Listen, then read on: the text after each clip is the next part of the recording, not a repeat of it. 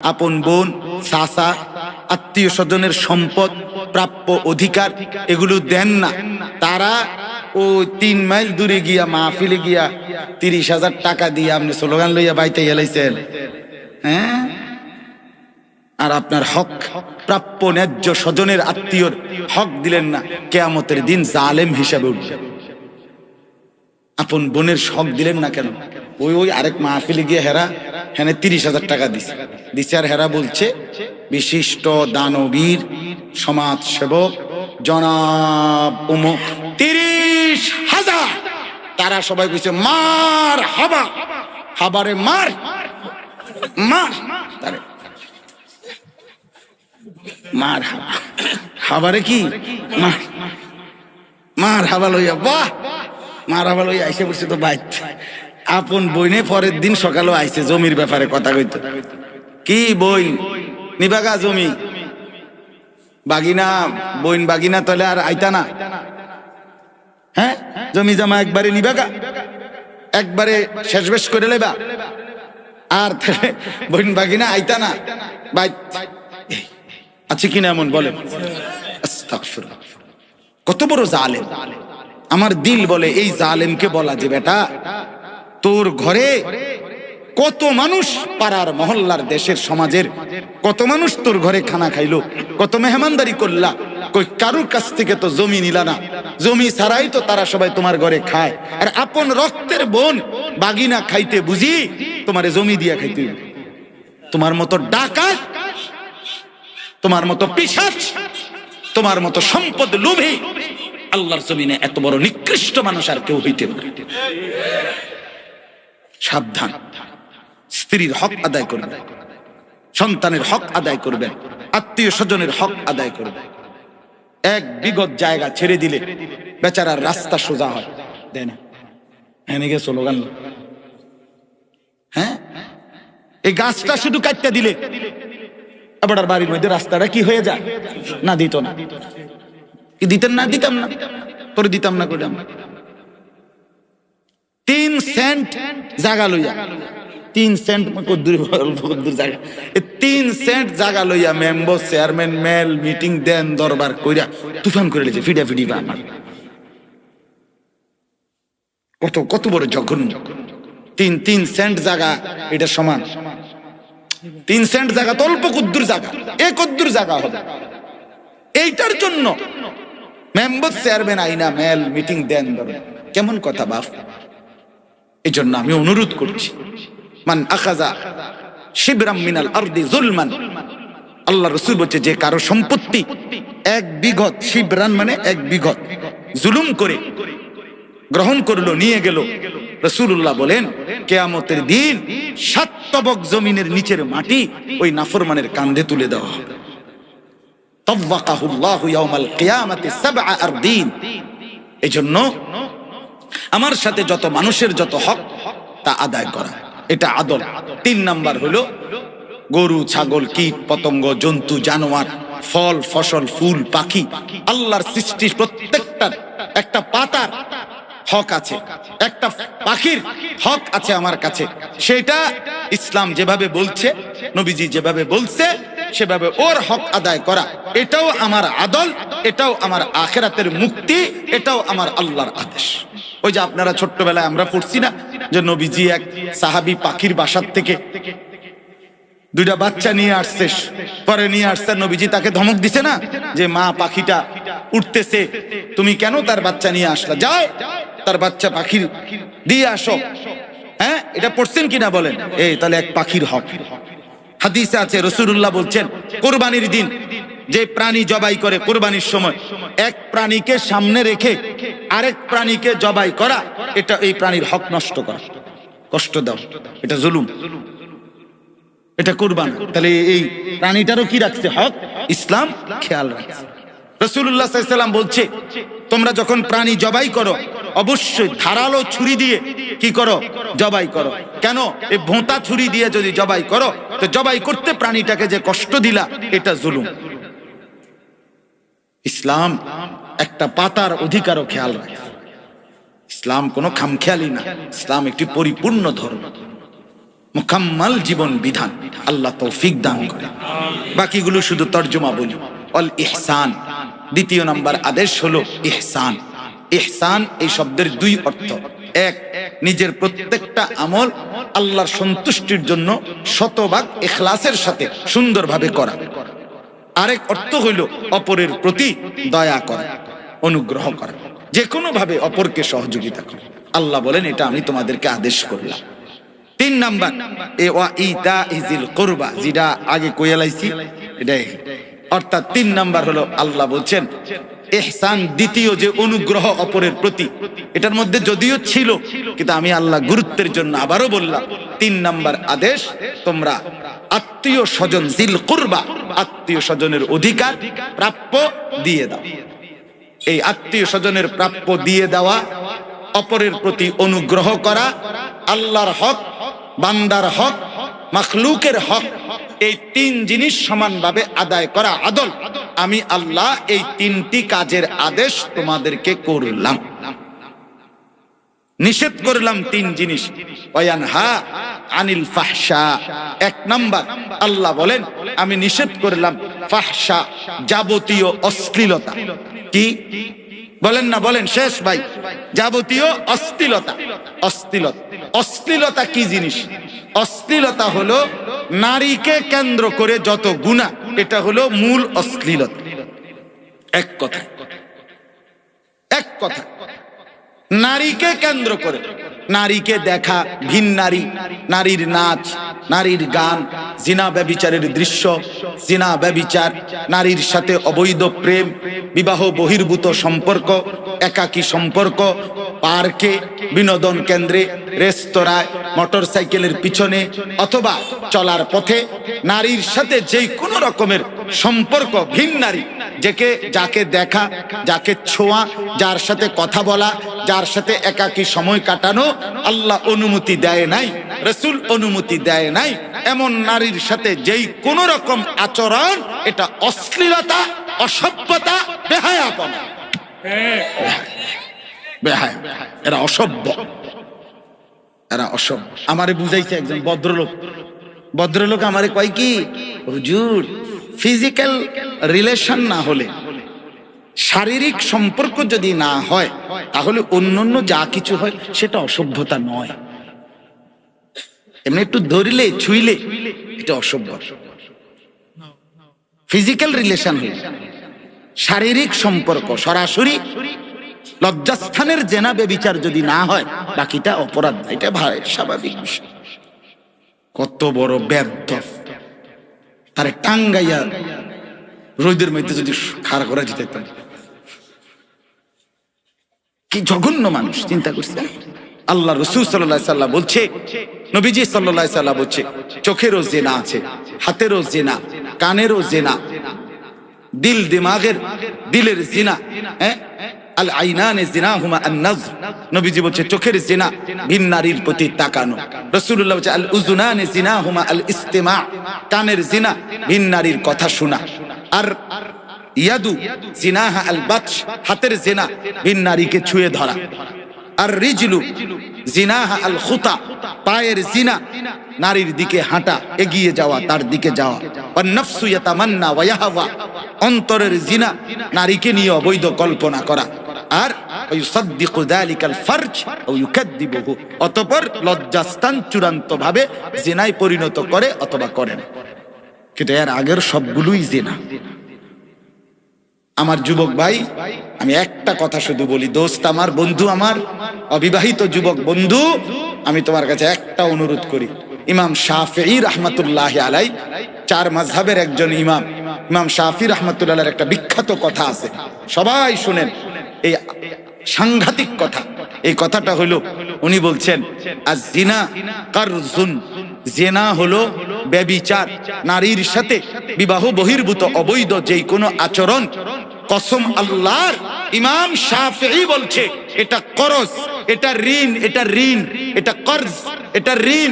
তুমি যেন ঋণ নিলা, আগামী দিনে তোমার বিবি, তোমার বোন, তোমার ঘরের কাউকে না কাউকে দিয়ে এটা সুদ দিতে হবে। শুনছেন এরকম কথা? ভয়ঙ্কর কথা। আয-যিনা কারজুন। ইমাম শাফিঈ বলছে এটা কর্জ, মনে রাখো, ফেরত দিতে হবে। আল্লাহ আমাকে মাফ করে দেন। তওবা করো বন্ধু, তওবা করো। 24 ঘন্টার জিন্দেগি নারী দেখা, মোবাইলে শুধু উলঙ্গ ছবি দেখা, এটার জন্য আমরা পৃথিবীতে আসি নাই। যুবক বন্ধু, নষ্ট হইও না। তো আগার মেরা নিহি বানতা না বন আপনা তো বন। তুমি যদি দেশ, জনগণ, পাড়া, সমাজ, পরিবারের জন্য কিছু নাও উপকার করো, নিজের নষ্ট করো না। আমার বাপ, আমার ভাই, নিজের ভালো করো, নিজের নষ্ট করে দিও না। চরিত্রহীনতা মানুষকে দামি বানায় না, অসভ্যতা মানুষকে দামি বানায় না। ওয়াল মুনকার, 2 নম্বরে আল্লাহ বলেন সমস্ত গুনাহ থেকে আমি নিষেধ করলাম, বুঝে ধরুক আর না ধরুক। এই গুনার অর্থ হইল যেটা আমি নিষেধ করছি এটাই কথা। এবারে এটা তোমার বুঝে ধরুক, বুঝে না ধরুক। সুদ এটা যে হারাম, এটা বর্তমান জামানে অনেকের বুঝে আসে না, এটা বাস্তবতা। অনেক বলে এটা ইন্টারেস্ট, এটা ইন্টারেস্ট, বর্তমান সময়ে চলা সম্ভব না। আমার এক লোক একদিন আমারে বলতেছে, হুজুর কত জাতের মানুষের কথা শুনি না আমরা। এবারে বলতে, হুজুর মিশা কথা আছে দেখি তো দুগা ভাত খাইয়া যাইতেছি। কি ডাকাইতে করে ডাকাইতে চিন্তা করছে, মিশা কথা বুঝছেননি? ব্যবসার মধ্যে যে মিশা কথা বলতে পারতেছে, এই উচিলে দুগা ভাত খাইয়া যেতেছে। কেমন ডাকাইছে, তার মানে সে এটাকে কিছুই মনে করছে। আল্লাহ আমাদেরকে মাফ করে দেন। তো আল্লাহ তাআলা বলেন আমি গুনাহ, যাবতীয় গুনাহ থেকে নিষেধ করব। তাহলে গুনাহ থেকে জঘন্য অশ্লীলতা নিষেধ করলাম এবং গুনাহ থেকে নিষেধ করব। ওয়াল বাগী, 3 নাম্বার হলো জুলুম, কারো প্রতি উৎপীড়ন, সীমা লঙ্ঘন, বাড়াবাড়ি। গুনাহের মধ্যেও কারো উপরেও জুলুম করা, সীমা লঙ্ঘন করা, এটার থেকে নিষেধ করলাম। ওই যে কথা আমি প্রথমে বলছি যে আমার বাপ, একটা হলো অ্যাক্সিডেন্টলি গুনাহ হয়ে গেছে, এটা হতেই পারে মুমিনের। আর একটা হলো মুমিন, একজন মুসলমান, গুনাহটাকে আমি স্বাভাবিক বানায় নিলাম 20 বছর ধরে, 10 বছর ধরে, 30 বছর ধরে। এটাই আমার জিন্দেগি, এটাই আমার জীবন। প্রতিদিন আমি সারা জীবন দাড়ি কাটলাম, আমি সব সময় হারাম উপার্জন করলাম, আমি সব সময় আমার স্ত্রী সন্তান নাচ গান টেলিভিশনে নর্তকীর ছবি দেখলো, আমার বিবি সব সময় বেপর্দা, আমার মেয়ে সব সময় বেপর্দা, আমার ছেলে সব সময় বেনামাজি। বাপ, এটা শুধু গুনাহ না, এটা বাড়াবাড়ি, এটা সীমালঙ্ঘন, এটা অহংকার, এটা ঠিক না, এটা উচিত না। এমন জালেমকে আল্লাহ ছাড়বেন। সর্বশেষ এটাই কথা। তাহলে 3টি আদেশ, আদল, ভারসাম্য, ইনসাফ, আল্লাহর হক আদায়ের মাধ্যমে, বান্দার হক আদায়ের মাধ্যমে, বাকি সৃষ্টির হক আদায়ের মাধ্যমে আদল করা, ইনসাফ করা, এটা কার আদেশ? 2, অপরের প্রতি অনুগ্রহ। 3, আত্মীয় স্বজনের হক আদায়। মনে থাকবো নি? আমি আর না আইলো আপনারা আবার জিঙ্গে দেন অন্য সময়, ঠিক আছে ইনশাআল্লাহ। আর নিষেধ করলো 3 জিনিস, ফাহশা, অশ্লীলতা, যাবতীয় গুনাহ এবং সীমা লঙ্ঘন, জুলুম, উৎপীড়ন, অত্যাচার অথবা গুনার ক্ষেত্রে বাড়াবাড়ি। আল্লাহ বলেন আমি এগুলো নিষেধ করলাম।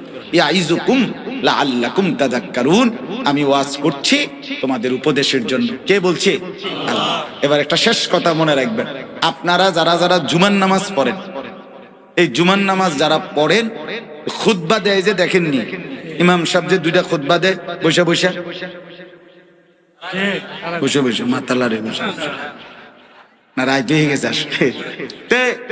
দাঁড়াইয়া যে 2টা খুতবা দেয়, এই 2 খুতবার লাস্টে খেয়াল করলে শুনবেন, ইমাম সাহেবরা আপনার শেষ এই সব কইয়া টইয়া ইমাম সাহেব যখন নামনের কাছাকাছি হয়, এই সময় উনি এই আয়াতটা পড়ে কথা শেষ করেন। ইবাদাল্লাহ রাহিমাকুমুল্লাহ, ইন্নাল্লাহা ইয়া'মুরু বিল আদলি ওয়াল ইহসান ওয়া ইতা'i যিল কুরবা ওয়া ইয়ানহা আনিল ফাহশা'i ওয়াল মুনকারি ওয়াল বাগি ইয়াইযুকুম লাআল্লাকুম তাযাক্কারুন। এরপরে কয় ফাযকুরুনি আযকুরুকুম অথবা ওয়ালা যিকরুল্লাহি তাআলা আ'লা। এটা কইলে আমি দেখছি আমার মুসল্লিরা লইরা সরে ওঠে, মানে বুঝছি শেষ হইছে। মুসল্লিরা লড়ে সেরা দাঁড়ায়, এরা টের পায় হুজুরের এই ওয়াজ শেষ হয়েছে।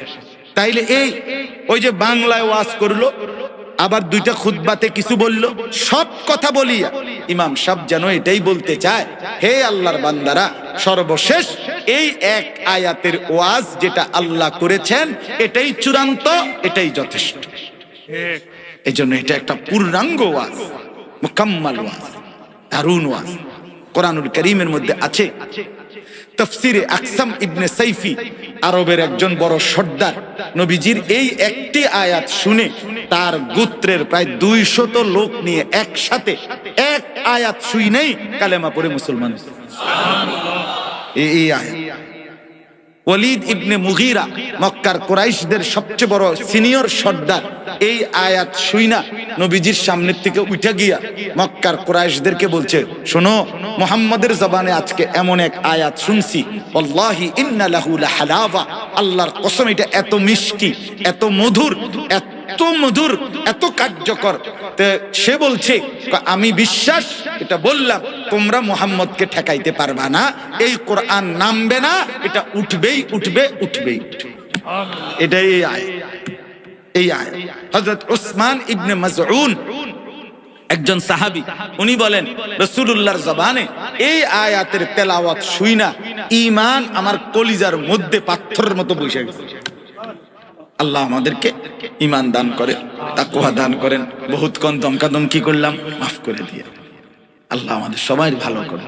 যুবক ভাইয়া, আমরা সবাই নামাজ পড়বো তো ইনশাআল্লাহ। ফজরের নামাজ, কোন নামাজ? ফজরের 5 ওয়াক্ত নামাজ, ফজরের নামাজ, ফজরের নামাজ। রাসূলুল্লাহ সাল্লাল্লাহু আলাইহি সাল্লাম ফজরের নামাজের সালাম ফিরিয়ে নবীজি যাকে সন্দেহ করতেন মুনাফিক, সত্যিকার দিল থেকে কালেমা পড়ে নাই, কসম হাদিসে আছে, নবীজি মাঝে মাঝে সালাম ফিরিয়ে ফজরের পরে সাহাবীদের দিকে ফিরে বলতেন, আফিল মসজিদে ফুলান, ফুলান মসজিদে অমুক আছে কি, অমুক আছে? তো সাহাবীরা ডানে বামে তাকাইয়া বলতেন নাই। রাসূলুল্লাহ সাল্লাল্লাহু আলাইহি সাল্লাম বলতেন, এই লোকটার ব্যাপারে মুনাফিক হওয়ার বিষয়ে সন্দিহান ছিলাম, এখন নিশ্চিত হলাম। রাসূলুল্লাহর জামানায় মুনাফিক কিনা এটা নিশ্চিত হতো ফজরের উপস্থিতি দেখে। না জুমার নামাজ, ফজর, ফজর কোন নামাজ? আমরা ফজরের নামাজ পড়বো ইনশাআল্লাহ। আগামী দিনে এই মাহফিল যেন আরো সুন্দর হয়, কামিয়াব হয়। আল্লাহ তাআলা এই তাফসীর কমিটি সহ এলাকাবাসী, আপনারা শ্রোতা, আমরা সবাইকে আল্লাহ উত্তম বিনিময় দান করেন, আমিন। সুবহানাল্লাহি ওয়া বিহামদিহি, সুবহানাকাল্লাহুম্মা বিহামদিকা, যালামনা আনফুসানা ওয়া ইল্লাম তাগফির লানা ওয়া তারহামনা লানাকুনান্না মিনাল খাসিরিন। রব্বানা আতিনা ফিদ দুনিয়া হাসানা ওয়া ফিল আখিরাতি হাসানা ওয়া কিনা আযাবান নার। মাওলায়ে কারীম, আপনি মাফ করে দেন, আপনি মাফ করে দেন। রাত অনেক গভীর মাওলা, আপনার কথাই বড় মনোযোগ দিয়ে শুনেছি মাওলা, আপনি মাফ করে দেন, আপনি মাফ করে দেন। হাজারো লাখো মানুষ আশেপাশে ঘুমিয়ে গেছে, আমরা অল্প কয়েকজন নাফরমান গোলাম, আমাদের গুনাহ অনেক বেশি মাওলা, ঘুমাই নাই আমরা এখনো। আপনি দেখছেন, আপনি দেখেন মাওলা, আমরা এখনো ঘুমাই নাই। চোখ বন্ধ করতে ভয় হয়, ঘুম যেতেই ভয় হয়। এই ঘুম যদি আর না ভাঙ্গে, এই চোখ যদি আর না মেলে, এত গুনাহ নিয়ে কবরে যাব কেমনে? হাসরের ময়দানে দাঁড়াবো কিভাবে মাওলা? হাউজে কাউসারের পানি মিলবে কিভাবে? আপনার বন্ধুর সুপারিশ মিলবে কিভাবে? আজই মাফ করে দেন মাওলা, আজই মাফ করে দেন, আজই মাফ করে দেন, এখনই মাফ করে দেন, এখনই মাফ করে দেন। আযাব দিলে আপনার কোনো লাভ নাই, মাফ করে দিলে আপনার কোনো ক্ষতি নাই। মাফ করলে আপনার কমবে না, মাফ না পেলে আমাদের উপায় থাকবে না। তাড়ায় দিলে আর কোথাও আশ্রয় নাই, আপনি ফিরাইয়া দিলে আর কোথাও ঠিকানা নাই। দেন মাওলা, মাফ করে দেন। আমরা তো আপনারই গোলাম মাওলা, মাফ করে দেন। পেছনের গুনাহ ছেড়ে দিলাম মাওলা, নাফরমানি ছেড়ে দিলাম মাওলা। আল্লাহ আপনি তৌফিক দান করেন, সেজদাওয়ালা কপাল বানিয়ে দেন, কাঁদনেওয়ালা চোখ বানিয়ে দেন, জিকিরওয়ালা জবান বানিয়ে দেন, মোহাব্বতওয়ালা দিল বানায় দেন। বন্দিগিওয়ালা জিন্দিগি বানিয়ে দেন। আমার বাবা, ভাই, চাচা, দাদা, মুরব্বীদেরকে আরো বেশি নেক আমলের তৌফিক দান করেন। পর্দার আড়ালের মা বোনদেরকে পর্দা পুশিদা দান করেন। মায়ের ইজ্জত, বোনের ইজ্জতের কদর বুঝবার তৌফিক দান করেন। মা বোন তার পর্দার কদর বুঝবার তৌফিক দান করেন। আবেদা সালেহা হিসাবে কবুল করে নেন। ছোট ছোট মাসুম বাচ্চাদেরকে আল্লাহ আপনি কবুল করেন, মঞ্জুর করেন। আল্লাহ সমস্ত কবরবাসীদেরকে মাফ করে দেন, মাফ করে দেন। কিয়ামত পর্যন্ত কবরের আযাব মাফ করে দেন। কবরগুলোকে আপনার নূরে রহমত দ্বারা ভরপুর করে দেন। আল্লাহ খাস করে রব্বুল আলামিন আমার এই নওজোয়ান সন্তানদেরকে মাফ করে দেন, আমার এই নওজোয়ান বন্ধুদেরকে মাফ করে দেন, যুবক ছেলেদেরকে মাফ করে দেন। দেন মাওলা, আপনি ফিরায় দিলে ওরা ফিরে আসবে মাওলা। এদেরকে সেজদাওয়ালা বানায় দেন। আজ যুবকের বড় দরকার, অনেক দরকার। মুসলমানের যুবক আমার সন্তান মাওলা, আমার ভাই আমাকে ফিরায় দেন, আমার বন্ধু আমাকে ফিরায় দেন। আল্লাহ মুসলমানের যুবক না আসলে, সেজদা না দিলে আপনার দ্বীনের জন্য লড়বে কে মাওলা? আগামী দিনে ইমাম মাহদির পক্ষে কে লড়বে মাওলা? দাজ্জালের বিরুদ্ধে কে লড়বে মাওলা? বেঈমানের বিরুদ্ধে কে লড়বে মাওলা? আপনি নওজোয়ানদেরকে ফিরায় দেন। আমি ভিক্ষা চাই মাওলা, আমি সবটুকু হৃদয়ের আবেগ দিয়ে নওজোয়ানদের প্রত্যাবর্তন চাই, ফিরে আসা চাই। আল্লাহ প্রতিটা যুবকের কপাল সেজদাওয়ালা বানিয়ে দেন, এদের চুল সুন্দর করে দেন, চারদিকে সমান করে মুসলমানের চুল বানায় দেন, চেহারা সুন্দর করে দেন। দাড়িবিহীন ভাইকে দাড়ি দিয়ে দেন, আপনি দেন মাওলা। আমার ভাইকে আপনি বুঝ দেন মাওলা। দাড়িবিহীন এই চেহারা সুন্দর হয় না মাওলা, আপনি বুঝ দেন ভাইকে, পূর্ণ বুঝ দান করেন। মা বোনদেরকে পর্দা পুশিদা দান করেন। এই 8 দিন ব্যাপী তাফসীরুল কোরআন মাহফিলকে আপনি কবুল করেন। এতটা কষ্ট করে এত উলামায়ে কেরামকে নিয়ে এত বড় ইন্তজাম করতে অনেক কষ্ট হয়েছে, ভাইদের হচ্ছে। আল্লাহ ভাইদেরকে উত্তম বিনিময় দান করেন। আল্লাহ এই কমিটির সাথে যার এক বিন্দু সম্পর্ক আছে তাকেও উত্তম বিনিময় দান করেন। টাকা দিয়ে, পয়সা দিয়ে, বুদ্ধি দিয়ে, পরামর্শ দিয়ে, একটা মুচকি হাসি দিয়েও যে সহযোগিতা করেছে তাকেও আপনি বঞ্চিত করবেন না, মাহরুম করবেন না। আপনি উত্তম বিনিময় দান করেন, আপনি কবুল করেন, আপনি মঞ্জুর করেন। প্রবাসী ভাইদেরকে সহি সালামতে নিরাপদে রাখবার তৌফিক দান করেন। আল্লাহ শহরে বন্দরে গ্রামে গঞ্জে যে যেখানে আছে সহি সালামতে নিরাপদে রাখেন। অসুস্থ বিমারি যারা শিফা করে দেন, কামাই রুজিতে হালাল বরকত দান করেন, ঘর পরিবারে শান্তি দান করেন, স্ত্রী সন্তানকে নিয়ে নেক জিন্দেগি দান করেন। বিবির কারণে বেইজ্জতি করিয়েন, ছেলে মেয়ের নাফরমানির কারণে লজ্জিত করিয়েন না। আল্লাহ একসাথে জান্নাতি হওয়ার তৌফিক দান করেন। আল্লাহ আপনি দয়া করেন, আজকের মাহফিল আপনি কবুল করেন। আগামী দিনগুলোতে মাহফিলটাকে সমস্ত বৈরী পরিবেশ থেকে, আল্লাহ ফিতনা ফাসাদ থেকে, অসুবিধা, অ্যাক্সিডেন্ট, দুর্ঘটনা থেকে হেফাজত করেন।